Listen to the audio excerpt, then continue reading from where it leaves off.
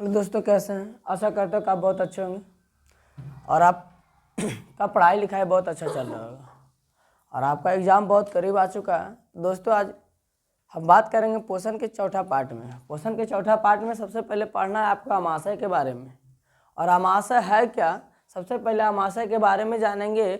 अमाशय किसे कहते हैं, ठीक ना? तो सबसे पहले अमाशय के बारे में जानने के लिए सबसे पहले अमाशय की परिभाषा जानेंगे। अमाशय कहते हैं किसको? तो अमाशय एक प्रकार की चौड़ी थैली होती है, यानी चौड़ी थैली के आकार का रचना होता है। जैसे हम इधर देखिए, अमाशय क्या है? एक प्रकार का चौड़ी थैली के आकार का क्या है? रचना वाला चीज़ है। अब यहाँ पे क्या बोला है? चौड़ी थैली जैसी रचना होती है जो उधर गुहा के बाईं ओर पाया जाता है। कहाँ पाए जाते हैं? उधर गुहा के बाईं ओर पाए जाते हैं। आगे देखिए, अब हम बात करेंगे अमाशय में। तो अमाशय का अगला भाग कॉडी एक तथा पिछला भाग पाइलोरिक कहलाता है। अमाशय जो अमाशय होता है ना, अमाशय को भी अलग अलग पार्टों में बांटा गया। ऐसा कोई बात नहीं, अमाशय को भी भेद में अलग अलग प्रकार में बांटा गया है। आगे वाले भाग को अलग, पीछे वाले भाग को अलग, बीच वाले भाग को अलग, अलग अलग भागों में बांटा गया है। तो सबसे पहले क्या बोला गया है? अमाशय के अगला भाग अमाशय के क्या है? अगला भाग क्या कहलाता है? कॉर्डिएट कहलाता है। तथा पिछला भाग क्या कहलाता है? तथा पिछला भाग पाइलोरिक कहलाता है। क्या कहलाता है? पिछला भाग पाइलोरिक कहलाता है। अमाशय में 3 लीटर जठररस पाए जाते हैं।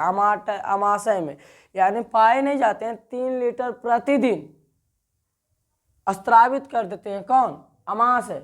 यानी हमारे जो अमाशय है ना, प्रतिदिन कितना लीटर आपसे पूछा जाएगा, तो प्रतिदिन 3 लीटर जठररस को क्या कर देते हैं? स्त्रावित कर देते हैं प्रतिदिन।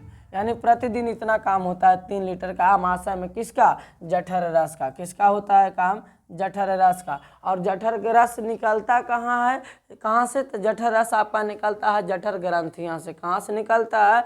जठर ग्रंथिया से आपका जठर रस निकलता है। जठर रस कहाँ से निकलता है? जठर रस आपका जठर ग्रंथिया से निकलता है। आगे देखिए, आगे कह रहा है जठर ग्रंथिया के कोशिका 3 प्रकार के होते हैं। जठर ग्रंथिया कोशिका कितने प्रकार के होते हैं? 3 प्रकार के। जठर ग्रंथिया के कोशिका 3 प्रकार के होते हैं। किसकी कोशिका? तो जठर ग्रंथिया की कोशिका। यानी आपसे पूछा जाएगा ऑब्जेक्टिव में कि जठर ग्रंथि की कोशिका कितने प्रकार की होती है? तो जठर ग्रंथि की कोशिका आपका होती है कितने प्रकार की? 3 प्रकार के होते हैं। अब बात किया जाए किसको? अब जो 3 गो प्रकार होते हैं, कौन कौन होते हैं? तो सबसे पहला प्रकार है क्या? म्यूकस कोशिका। पहला प्रकार क्या है? म्यूकस कोशिका। दूसरा क्या है? अम्लजन कोशिका। तीसरा क्या है? जाइमोजन कोशिका। ठीक है ना? यानी हमारे जठर रस ग्रंथियाँ कितने प्रकार के होते हैं? कितने प्रकार के कोशिका से बने होते हैं? तो 3 प्रकार के। पहला म्यूकस कोशिका, दूसरा अम्लजन कोशिका, तीसरा जाइमोजन कोशिका। अब यहाँ पे बात किया जाए ना कि तीनों कोशिका तो पाए जाते हैं, 3 कोशिका तो क्या होते हैं? पाए जाते हैं। लेकिन तीनों कोशिका यानी तीनों कोशिका को स्राव को, यानी जो कोशिका से जो पदार्थ निकलता है ना, उन तीनों कोशिका के स्राव को सम्मिलित रूप को क्या कहते हैं? जठर रस कहते हैं। क्या कहते हैं? जठर रस कहते हैं। आपसे पूछा जाएगा कि जठर रस किसे कहते हैं? तो म्यूकस, अम्लजन तथा जाइमोजन कोशिकाओं को सम्मिलित स्राव को क्या कहते हैं? जठर रस कहते हैं। यानी आप बोल सकते हैं कि तीनों कोशिकाओं को जो स्राव यानी जो पदार्थ निकलता है उसके सम्मिलित रूप को क्या कहते हैं? जठर रस कहते हैं। अब आगे बात किया जाए सबसे पहले कि जठर रस के बारे में। अब जठर रस में HCl, यानी HCl का मतलब होता है हाइड्रोक्लोरिक अम्ल। जठर रस में HCl यानी हाइड्रोक्लोरिक अम्ल, म्यूकस, HCl तथा निष्क्रिय पेप्सिनोजोन पाया जाता है। ठीक है ना? पेप्सिनोजोन पाया जाता है। किस में? जठर रस में। आपसे पूछा जाएगा कि जठर रस में क्या क्या पाए जाते हैं? तो HCl क्या पाए जाते हैं? HCl का मतलब हाइड्रोक्लोरिक अम्ल। आपसे पूछा जाएगा एक ऑब्जेक्टिव और यहाँ से भी बन सकता है कि हाइड्रोक्लोरिक अम्ल का सूत्र क्या होता है? तो हाइड्रोक्लोरिक अम्ल का सूत्र होता है HCl। अब यहाँ पे बात किया जाए म्यूकस की। किसकी बात किया जाए? म्यूकस की। अब यहाँ पे जठर रस यानी जठर रस में HCl, म्यूकस तथा निष्क्रिय पेप्सिनोजन पाए जाते हैं। यानी किसमें, आपका जठर रस में। आगे देखिए HCl का स्राव अम्लराज कोशिका से होती है। अब HCl जो है कहाँ, जठर रस में ईसवन पावल जाता है। और जठर रस किसको से बनल होता है, तो जठर रस आपका बना होता है, ये आपका जठर रस है। और जठर रस किसके से बना होता है, 1, 2 और 3 को कोशिका से मिलने से कौन बना होता है, जठर रस बना हुआ रहता है। अब बात किया जाए ना मेरे भाई, HCl का स्राव अम्लराज कोशिका से होती है। HCl का स्राव किससे होती है, अम्लराज कोशिका से होती है। किसके, HCl का स्राव अम्लराज कोशिका से होती है। यानी आप कह सकते हैं कि जठर रस भी 3 प्रकार के कोशिका से बनल रहा है। और जठर रस 3 प्रकार के कोशिका से, जठर रस में कोची पावल जाए,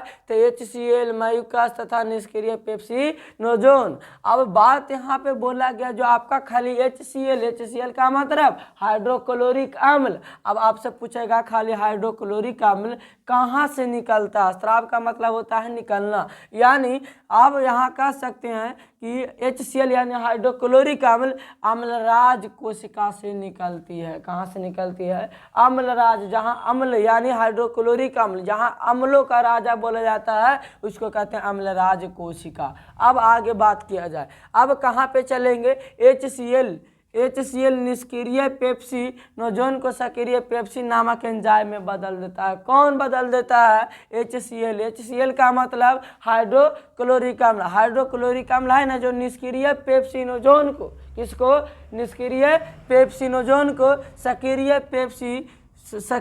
निष्क्रिय को क्या करता है, निष्क्रिय पेप्सिनोजोन को किस में बदल देता है, सक्रिय पेप्सन में बदल देता है। किस में बदलता है, सक्रिय पेप्सन नामक एंजाइम में बदलता है। किस में बदलता है, सक्रिय पेप्सन नामक एंजाइम में। आपसे पूछा जाएगा कि HCl जो है निष्क्रिय पेप्सिनोजन को किस में बदल देता है, तो सक्रिय पेप्सिन नामक एंजाइम में बदल देता है। किस में बदलता है, सक्रिय पेप्सिन नामक एंजाइम में बदलता है। आगे की बात किया जाए, पेप्सिन भोजन के प्रोटीन पर काम कर पेप्टोन में बदलता है। कौन, पेप्सिन। अब यहाँ पे फिर पहले एक बार फिर देखते हैं, HCl निष्क्रिय पेप्सिनोजोन को इसमें बदलता है, सक्रिय पेप्सोन में बदलता है, सक्रिय पेप्सोन नामक एंजाइम में बदलता है। लेकिन अबरी जो पेप्सिन बना ना, क्या बना, पेप्सिन जो बना, पेप्सिन भोजन के प्रोटीन पर काम करके पेप्टोन का निर्माण करता है, यानी पेप्टोन में बदलता है। किस में बदलता है, पेप्टोन में बदलता है। पेप्सिन भोजन के प्रोटीन पर काम करके, जो हम भोजन करते हैं ना उसके जो प्रोटीन होते हैं, जैसे में दाल, इसमें प्रोटीन पाई जाती है, उस पर काम करके किस में बदल देता है, पेप्टोन में बदल देता है। किस में बदलता है, पेप्टोन में। अब आगे की बात किया जाए, HCl का मतलब क्या होता है, हाइड्रोक्लोरिक अम्ल। अब यहाँ पे देखेंगे हाइड्रोक्लोरिक अम्ल, HCl एक जीवाणु नाशक की तरह कार्य करता है। ये हाइड्रोक्लोरिक अम्ल एक कोई अम्ल की तरह काम नहीं करता है, बल्कि एक जीवाणु नाशक, यानी हमारे शरीर के अंदर जितने भी गंदे पदार्थ, जितने भी छोटे छोटे बैक्टीरिया आते हैं, सभी को मारने का काम कौन करता है, हाइड्रोक्लोरिक अम्ल करता है। अब आगे देखिए, अमाशय की ग्रंथियां से कभी कभी अत्यधिक अम्लीय स्राव होने लगता है। अमाशय की ग्रंथियां से, अमाशय कहाँ पे है, तो अमाशय आपका यहाँ पे है। कहाँ पे है, आपका अमाशय यहाँ पे है, ठीक ना। अब अमाशय तो आपका है, अब की बोला है, अमाशय की ग्रंथियां से कभी कभी अत्यधिक अम्लीय स्राव होने लगता है, जिसके कारण इसके दीवार का सुरक्षित रखने वाला म्यूकस का स्राव घट जाता है। अब आपसे पूछा जाएगा कि अमाशय के दीवार को सुरक्षा कौन करता है, तो म्यूकस करता है। कौन करता है, म्यूकस करता है। फिर से देखिएगा, अमाशय की ग्रंथियों से कभी कभी अत्यधिक अम्लीय स्राव निकलता है, यानी स्राव होने लगता है। अमाशय की ग्रंथियों से कभी कभी क्या, अत्यधिक अम्लीय स्राव होने लगता है। अम्लीय का मतलब खट्टे पदार्थों का निष्कासन होने लगता है ज़्यादा मात्रा में हमारे पेट से। अब यानी हाइड्रोक्लोरिक अम्ल की ज़्यादा मात्रा निकलने लगता है ना, जिसके कारण इसके दीवार को सुरक्षित रखने वाला म्यूकस। आपसे पूछा जाएगा इनके दीवार का मतलब अमाशय के दीवार, इनके दीवार का मतलब अमाशय का दीवार को सुरक्षित कौन रखता है, आपका म्यूकस रखता है। कौन रखता है, म्यूकस रखता है। यानी अमाशय के दीवार को सुरक्षित कौन रखता है, तो आप बोल दीजिएगा क्या, म्यूकस नामक रखता है, म्यूकस रखता है। आगे देखिए, अब जो करता है ना, रखने वाला म्यूकस का स्राव घट जाता है। जैसे में ये आपका क्या है, ये आपका साइड वाले जो पार्ट है ना, साइड वाले करगी वाले पार्ट, ये वाले जो है आपका म्यूकस है। क्या है, ये वाले आपका क्या है, म्यूकस है। अब जो ये म्यूकस है ना, इसमें आप ज़्यादा मात्रा में क्या HCl निकाला, यानी हाइड्रोक्लोरिक अम्ल का निष्कासन होना शुरू हो जाएगा ना। HCl का यानी ज़्यादा अम्ल की क्या बोला है, अमाशय की ग्रंथियों से कभी कभी अत्यधिक अम्लीय स्राव होने लगता है, यानी ज़्यादा मात्रा में अम्ल निकलना शुरू हो जाएगा। क्या हो जाएगा, अम्ल निकलना शुरू हो जाएगा। अम्ल निकलना क्या हो जाएगा, अम्ल निकलना शुरू हो जाएगा। अम्ल, जैसे अम्ल निकलना शुरू हो जाएगा ना, कहाँ से, आपका यहाँ से। जैसे ज़्यादा मात्रा में अम्ल निकलना शुरू हो जाएगा तो यहाँ पे छोटे छोटे, ठीक ना।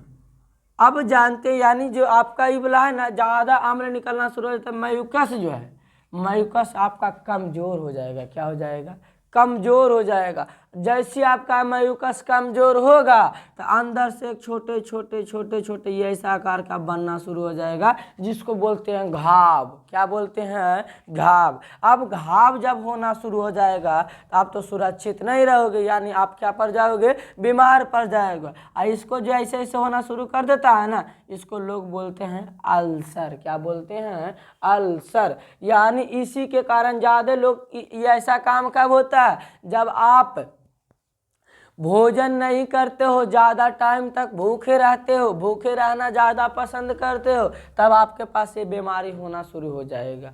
यानी आप ज़्यादा तक भोजन नहीं करोगे ना, तो आपसे ज़्यादा मात्रा में अम्ल निकलना शुरू हो जाएगा आपके अमाशय से, और आपका जो म्यूकस है कमज़ोर हो जाएगा। यानी अमाशय को सुरक्षित रखने वाले चीज़ क्या हो जाएगी, कमज़ोर हो जाएगी। और जैसे ये कमज़ोर होगी ना, तो आपके पास ये बीमारी आपका होने शुरू हो जाएगा, जिसको तब कोई घर से निकलते हो गार्जियन तो बोलते हैं क्या, पहले कुछ खा लो तब। ठीक, आगे देखिए, इसको जल्दी से आप एक स्क्रीनशॉट ले लीजिए, उसके बाद मैं अगला पार्ट में चलता हूँ। आगे देखिए क्या बोल रहा है, अमाशय की दीवार कहीं कहीं पर, सबसे पहले अमाशय में 2-4 पॉइंट रह गई थी, तो इधर देख लीजिए। सबसे पहले अमाशय की दीवार कहीं कहीं पर क्या बोला है, अमाशय की दीवार जो है ना, कहीं कहीं पे गोलाकार अंदर की ओर कुछ धंसा हुआ घाव निकल जाता है, जिसे क्या कहते हैं, अल्सर कहते हैं। अभी मैंने आपको बताया ना कि अमाशय यानी पेट जो आपका है ना, ये आपका पेट है, और यहाँ से आपको जो आपका अभी बताया कि आप कभी कभी आपके शरीर से ज़्यादा मात्रा में हाइड्रोक्लोरिक अम्ल यानी अम्ल निकलना ज़्यादा मात्रा में शुरू हो जाएगा, तो आपका जो ये वाला है ना पाइलोरिक भाग, क्या ये वाला जो अंतिम वाला भाग है, क्या हो जाती है, आपका डैमेज हो जाता है, यानी खराब, यानी आपको अमाशय की सुरक्षा प्रदान करने के लिए ये भाग है, और ये आपका कमज़ोर हो जाते हैं। जैसे आपका ये कमज़ोर हो जाएगा ना, तो आपका क्या होता है, अमाशय की दीवार कहीं कहीं गोलाकार अंदर की ओर कुछ धंसा हुआ, जैसे आपका कमज़ोर होगा ना, तो आपके अंदर की ओर का मतलब क्या है, अंदर की ओर का मतलब जहाँ पे ऐसे इस आकार की हो जाएगी। जब इस आकार की यानी अंदर की ओर धंसा हुआ दिखेगा, तो यानी आपके जख्म की संभावना हो जाती है। जिस प्रकार से आपके जख्म की संभावना शुरू हो जाएगा, आपके पास बीमारी बढ़ने लगेगा।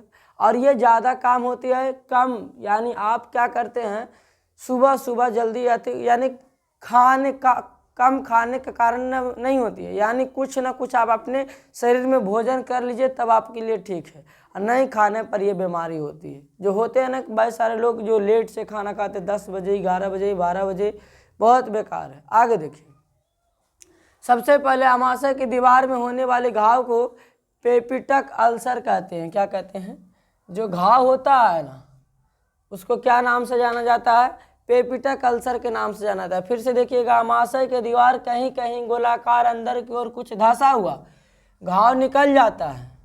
अंदर के धंसा हुआ जो घाव निकलता है ना, क्या निकलता है, घाव निकलता है, क्या कहलाता है? अल्सर कहलाता है। आपसे पूछा जाएगा अल्सर किसे कहते हैं? तो आमाशय के दीवार पर कहीं कहीं गोलाकार अंदर की ओर कुछ धंसा हुआ कुछ भाग निकलता है जिसे घाव कहते हैं, उसी घाव को क्या कहते हैं? अल्सर कहते हैं।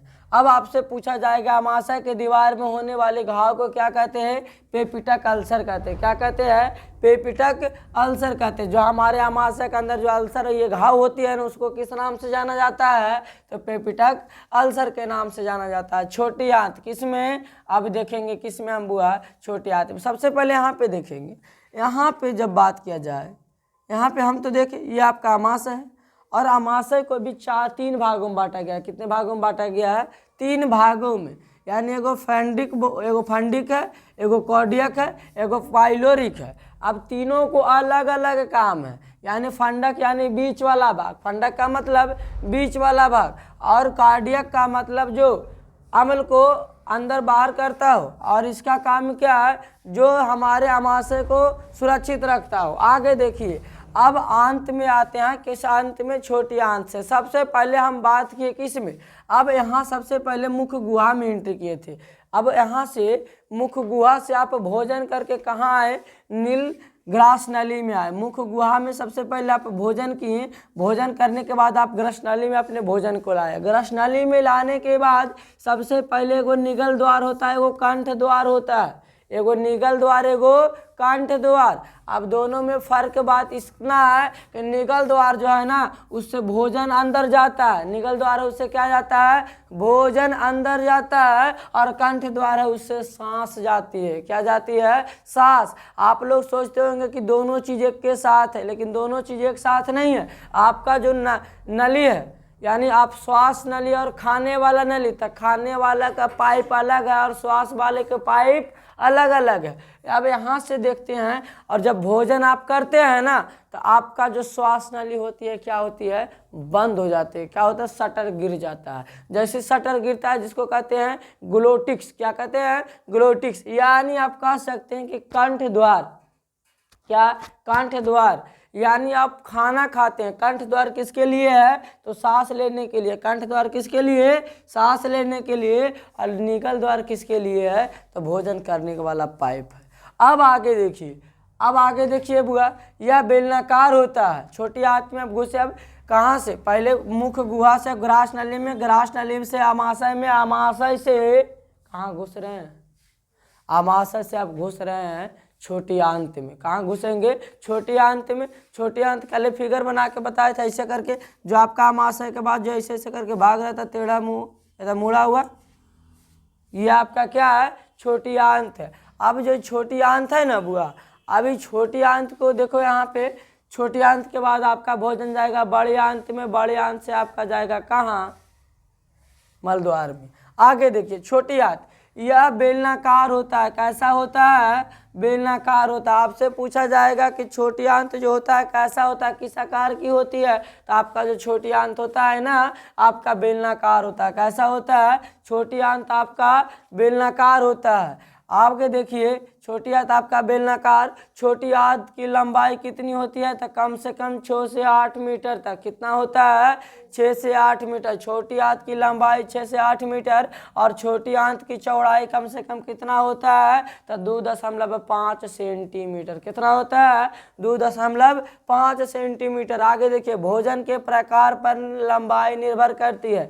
आप जिस तरह भोजन करेंगे आपका छोटी आंत उतना निर्भर करेगा। तो अब एगो बात बताते हैं, ज़्यादा बड़ा छोटी आंत रहेगा मांस खाए वाला के, कि ज़्यादा बड़ा आंत रहेगा? यानी छोटा आंत किसको रहेगा? या तो मांस खाए वाला के, या तो शाकाहारी भोजन करने वाला, क्या तो मांसाहारी जीव के, या तो शाकाहारी जीव पे। जल्दी जल्दी बताओ, कमेंट में जल्दी जल्दी करिए। अगर जो आपके पास है तो बताइए जल्दी कि आप बड़े आंत किसको मानते हैं और छोटी आंत किसको मानते हैं? जो मांस खाता है उसके पास छोटी आंत होती है ज़्यादा बड़ा, कि जो शाकाहारी यानी जो साग सब्जी खाता है उसको पास छोटी आंत ज़्यादा बड़ा होता है? किसके पास होती है? तो आप कह सकते हैं ना कि आपके पास छोटी आंत जो होती है ना, छोटी आंत जो होती है बुआ, छोटी आंत होती है सबसे बड़ा किसके पास? जो शाकाहारी भोजन करते हैं। किसके पास? शाकाहारी भोजन जो करते हैं ना उसके पास छोटी आंत सबसे ज़्यादा होती है, छोटी आंत सबसे ज़्यादा बड़ी होती है। किससे? मांसाहारी जीव से अपेक्षा। यानी मांस खाने वाले के जीव के शरीर में, मांस खाने वाले जीव के शरीर में छोटी आंत क्या होती है? छोटी होती है। और जो शाकाहारी भोजन करता है, साग सब्जी का भोजन करता है, उसका छोटी आंत बड़ी होती है, छोटी होती है। तो मांस खाने वाले की अपेक्षा क्या होती है? बड़ी होती है। आगे देखिए, अब छोटी आंत अब यानी किसके पर निर्भर करता है? तो आपका लंबाई जो किस पर निर्भर करता है? तो भोजन के प्रकार पर निर्भर करता है। आप जिस तरह भोजन करेंगे आपका छोटी आंत वैसा होगा। अगर जो आप शाकाहारी आदमी है तो आपका छोटी आंत बड़ी होगी, और अगर जो आप क्या है मांसाहारी आदमी है तो आपका छोटी आंत क्या होगी? छोटी होगी। किसकी अपेक्षा? छोटी किसकी अपेक्षा होगा? शाकाहारी की अपेक्षा। और मांसाहारी की छोटा किसका होगा? तो शाकाहारी की अपेक्षा। आगे देखो, अब छोटी आंत को भी कितने भागों में बांटा गया है? तो छोटी आंत को भी 3 भागों में, पहला ग्रहणी, दूसरा जेजुनम, तीसरा इलियम। यानी कितने भागों में बांटा गया है? 3 भागों में बांटा गया। सबसे पहले क्या है? ग्रहणी। ग्रहणी छोटी आंत का पहला भाग है। ग्रहणी क्या है? हमारे छोटी आंत का क्या है? पहला भाग है। कौन? ग्रहणी। आपसे पूछा जाएगा छोटी आंत का सबसे पहला भाग क्या है बुआ? तो ग्रहणी है, जो अमाशय के पाइलोरिक भाग के ठीक बाद शुरू होता है। अमाशय के बाद, अमाशय के ये वाले भाग होती है ना, इसके बाद कौन शुरू होता है? आपका ग्रहणी शुरू होता है। किसके बाद? पाइलोरिक भाग के बाद। यानी अमाशय के अंतिम भाग को क्या कहते हैं? पाइलोरिक। ये वाले भाग को क्या कहते हैं? पाइलोरिक कहते हैं। ठीक ना। अब इसके बाद कौन शुरू होता है? तो ग्रहणी शुरू होता है। और ग्रहणी क्या है? आपका बोला जाए तो छोटी आंत का पहला भाग है, जिसका आकार कैसा होता है?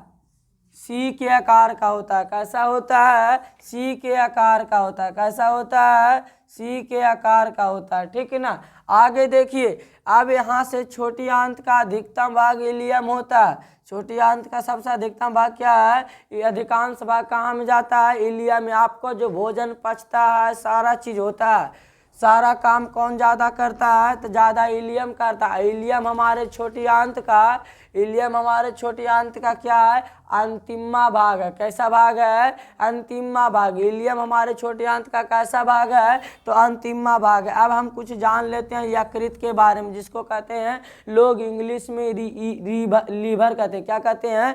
लीवर। लीवर कहते हैं। इंग्लिश में क्या कहते हैं? लीवर। अब लीवर कहते तो हैं, लीवर कहते तो हैं, लीवर को तो किसी ने देखा है क्या? तो खस्सी के मीट खाए हो? खस्सी का मीट जिसको कहते हैं बकरी के। और आगे क्या है? दूसरा मुर्गा के खाए हो कि नहीं खाए? खाने के बाद उसमें एक कलेजी होता है, जिसको कुल कहते हैं कलेजी। यानी लीवर को ही क्या कहते हैं? कलेजी कहते हैं। ठीक है ना। लीवर को क्या कहते हैं? कलेजी कहते हैं। लीवर का वजन कितना होता है? यानी आपसे पूछा जाएगा कि हमारे शरीर के सबसे बड़ा भाग कौन है? तो हमारे शरीर के सबसे बड़ा भाग क्या है? लीवर है, यानी कलेजा है। और जो कहते हैं ना कि इसका वजन कितना होता है? तो 1.5 kg होता है। कितना होता है? 1.5 kg, यानी 1.5 kg होता है हम सब में। ठीक ना। यानी हम सब में कितना होता है? 1.5 kg होता है। आगे देखिए, और लीवर क्या करता है? तो लीवर में पित्त जमा कहाँ होता है? तो लीवर में ही होता है, जिसको कहते हैं पित्ताशय। क्या बोलते हैं? पित्ताशय। तब देखते हो मछली उछली का भी बनाते हो तो उसमें एक आता है लीवर वाले चीज, जो मम्मी मम्मी बोलते का एरा मत फोड़े नहीं तो खराब हो जी, तो होता है ना। यानी पित्त, यानी उसमें जहरीला टाइप का रहता है पदार्थ, बहुत तीखा टाइप के, यानी खराब लगता है। ठीक ना। यानी पित्त जमा कहाँ होता है बुआ? तो पित्ताशय में। कहाँ होता है? पित्ताशय में। आपसे पूछा जाएगा लीवर यानी यकृत, जिसको कहते हैं कलेजी, क्या होती है? कैसी होती है? अम्लीय होता है कि उदासीन होता है कि क्षारीय होता है? तो ये होता है आपका क्षारीय होता है। कैसा होता है? यानी आप कह सकते हैं कि लीवर जो है क्षारीय होता है। कैसा होता है? क्षारीय। तब तो रखा है तो नमकीन लगा है ना। यानी लीवर यानी यकृत कैसा होता है, क्षारीय होता है। अब आपसे पूछा जाएगा लीवर का पीएच मान, किसका, लीवर का पीएच मान। लीवर का पीएच मान कितना होता है, 7 से, लीवर का पीएच मान कितना होता है, 7 से अधिक। आगे चलते हैं अगला पॉइंट में सबसे पहले, ठीक है ना।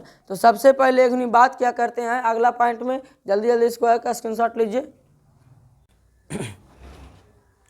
आगे देखिए, अब थोड़े से बची है, देख लीजिए घनी क्या बोल रहा है। बड़ी आंत, बड़ी आंत के बारे में सबसे पहले जानेंगे। आज हम पढ़े क्या क्या बारे में, सबसे पहले बड़ी आंत के बारे में जानने के बाद हम बताएंगे क्या क्या पढ़ेंगे, ठीक। पहले बड़ी आंत बताते हैं।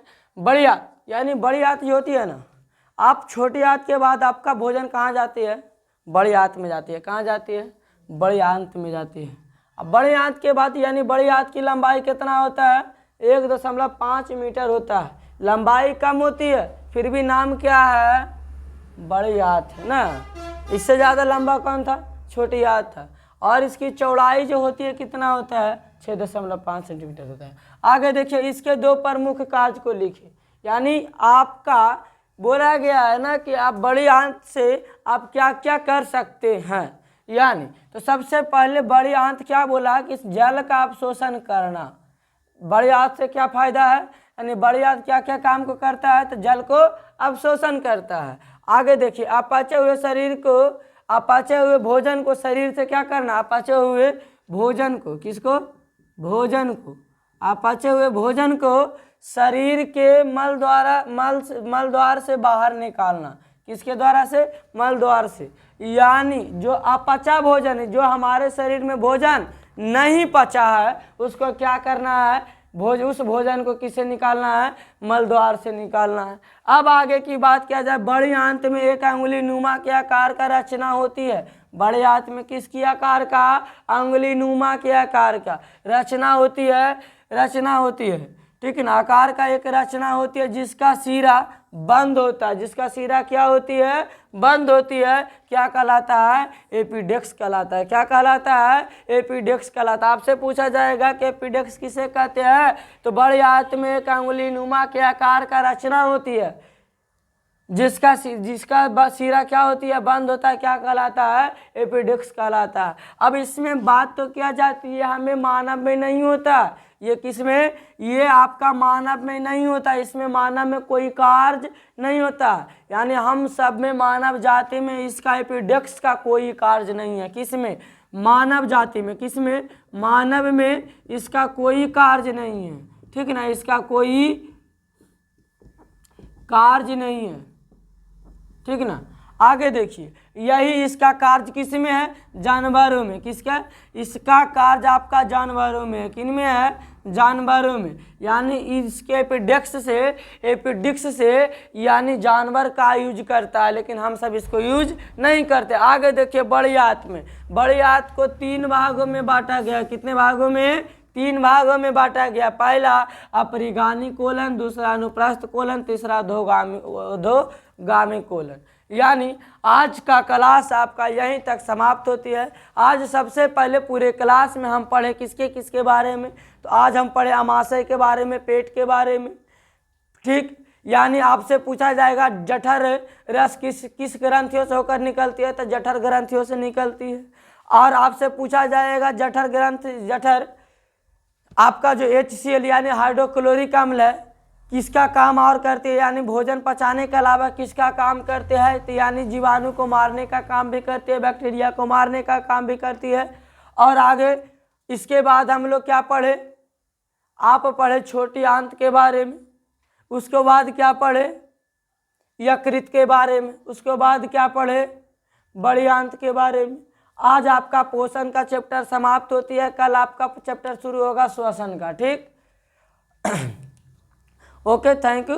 और आगे बोलते हैं कि सबसे पहले जब हमारे चैनल से आपके वीडियो अच्छी लगे, हमारे चैनल की वीडियो जब आपके अच्छी लगे, हमारे वीडियो जब आपके पसंद आए, तो हमारे चैनल को क्या करें, सब्सक्राइब करके एक नीचे के उसके साथ एक बटन आते है, उस बटन को दबा लीजिएगा, ताकि जैसे भी हमारे वीडियो अपलोड होना तो सबसे पहले आपको तक पहुँचे और आप अच्छी तरह से उसे देखकर पढ़ सके।